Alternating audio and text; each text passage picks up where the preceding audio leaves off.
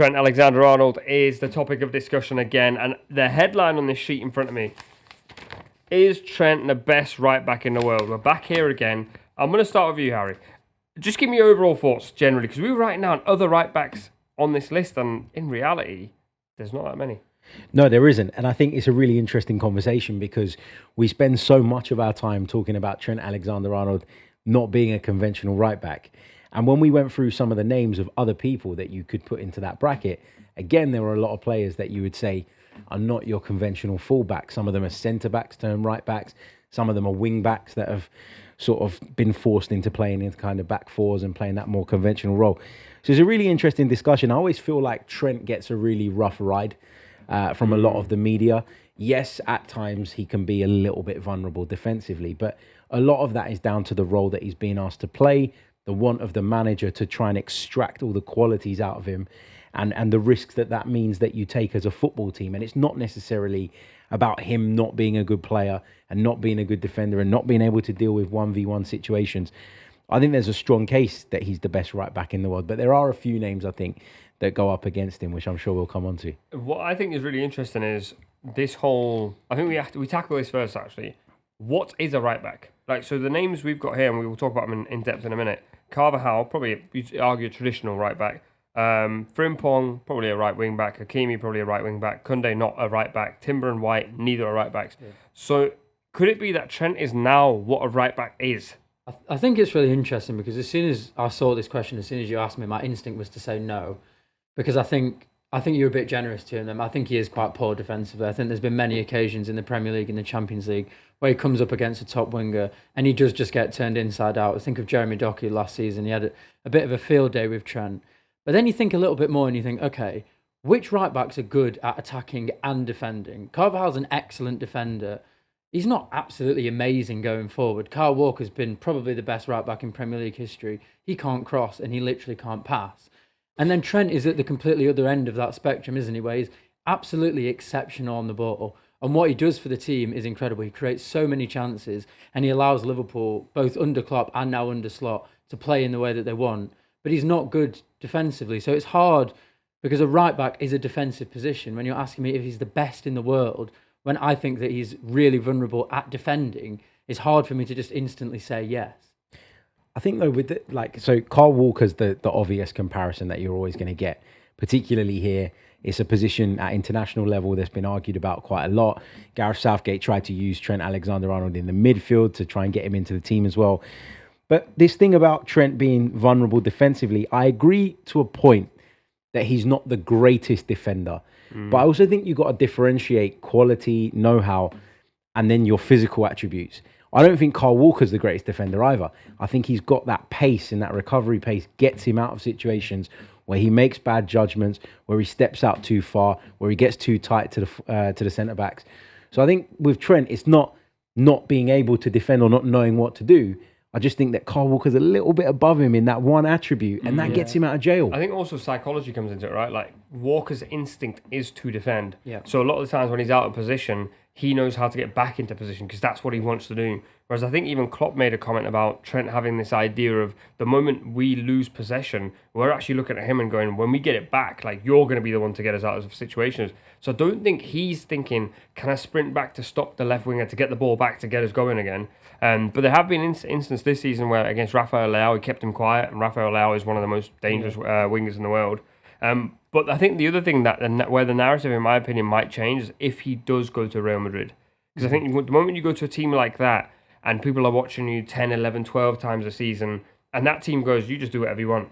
All of a sudden, now you're going, he can actually be the Trent that people probably want him to be. I think it's hard, isn't it? Because at the moment, I think football's quite transient. I think pretty much every single position, apart from maybe a striker, and even then we've moved to false nine, no position is that set anymore. And the thing I've always thought with Trent is, and just wait a little bit for this analogy, I feel like it's a little bit similar to David Luiz at points. When David Luiz was at Chelsea and at PSG, I thought to myself, if there was a position for this player, he would be the best in the world. He wasn't quite good enough at centre defensive mid. He wasn't quite good enough at centre back. But if there was a mixture of those positions, he would be the best in the world. And that's kind of how I feel about Trent. The centre mid didn't work. It didn't work for England. He's not a right mid either. He's not a right winger because he's probably not pacey enough, probably not tricky enough. And he's not a right back for me because I don't think that he's got the necessary qualities to defend. But football is changing and there will be a position for him, particularly if he goes to Real Madrid. Well, let's be honest, in that league you put under a little bit less pressure defensively. He's playing for one of, if not the best teams in the world. So again, he's not going to be attacked one-on-one that often. Then maybe we will be able to see Trent and you can say, okay, he is now the best in that position. But what that position is still very undefined.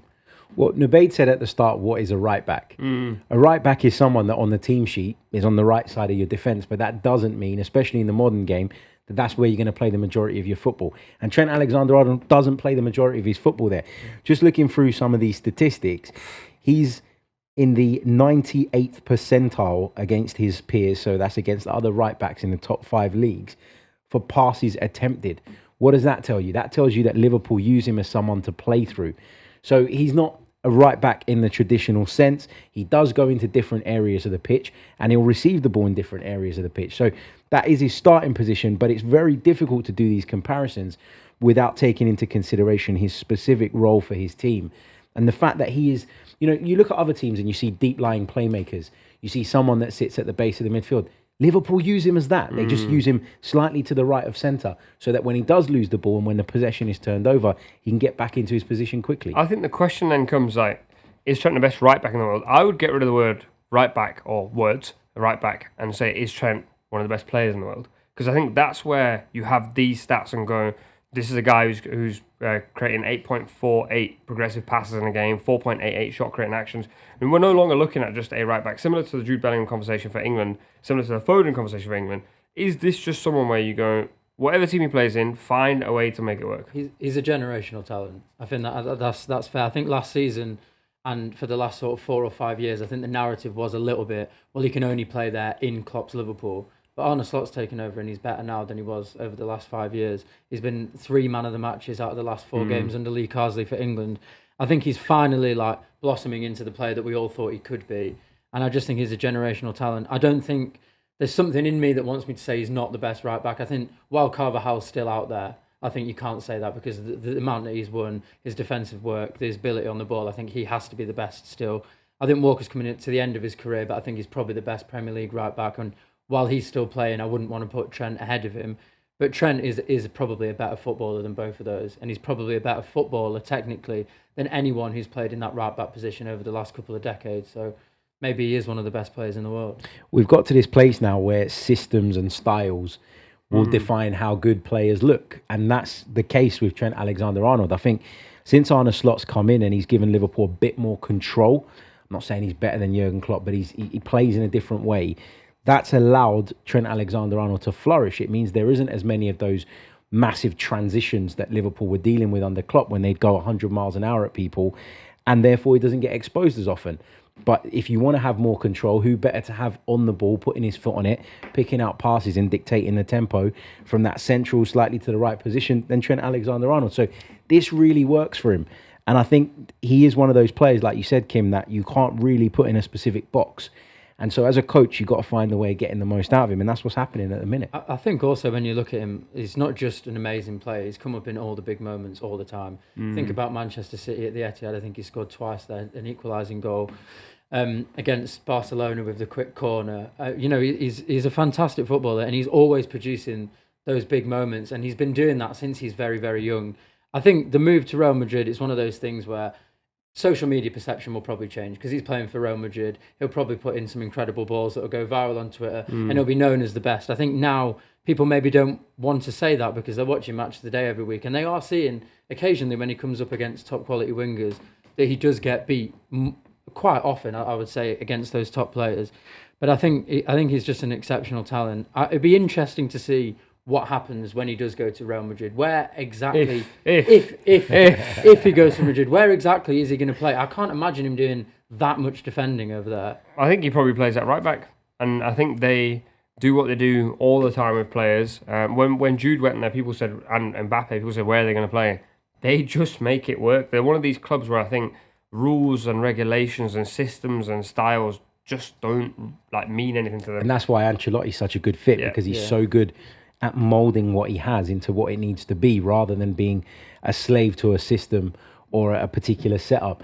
But you're right to say that he will probably play from right back. I do think once you move him into midfield permanently, what you end up doing is you create a situation where the opposition can go, right, we're gonna stop him. Yeah. The fact that he's a drifter and comes in and out of those positions makes it very, very difficult to stop him. Because if you commit a man to doing that, you're a man down in other areas. And if you don't, he's going to run riot. So it's a very difficult conundrum, I think, that it creates for other managers. So you're right. Him starting from right back is great, but he isn't a right back. Yeah. All right, well, let us know in the comments if you think Trent is the best right back in the world. And if he is, then is he one of the best players in the world?